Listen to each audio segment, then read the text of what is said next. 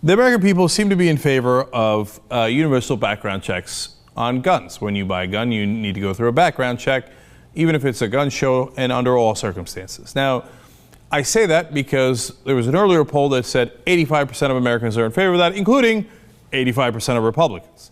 There's a new poll by the CBS New York Times, and they say 92% of Americans are in favor of universal background checks. So now the Republicans are opposed to that, so that is not going to work out well for them politically. Now, some are sticking to their guns, if you will. Senator Orrin Hatch says, no, I'm not in favor of that.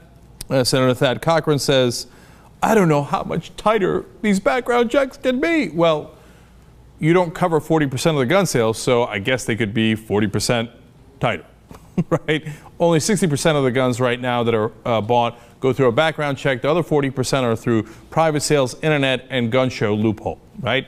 So some are not bending, but others are beginning to realize the political reality, and they're like, man, being opposed to 92% of people, that's not sitting well. Now, why are they? If they're politicians and they're representatives, shouldn't they say, well, obviously the people that I represent want it? People they represent are donors, in this case gun manufacturers, so they enjoy all the massacres and all the shootings. It leads to people to buying even more guns, right? And they want the gun manufacturers to be able to sell to the Mexican drug cartels and to everybody else because they don't want to go through background checks, and they sell 40% more guns by doing that, right?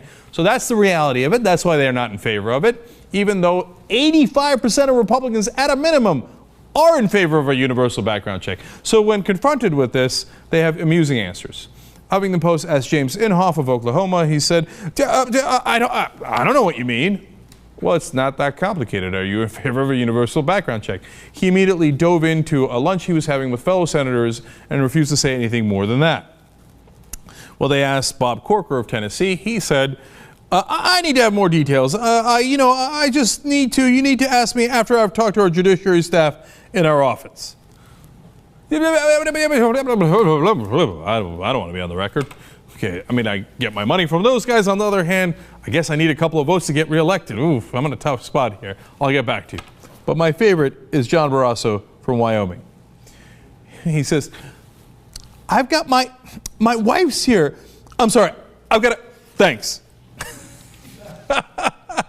In other words, whoever wants to stay. Whoever want to run. And all these guys are running for the hills. They don't want to answer the question because they know that their position is deeply unpopular.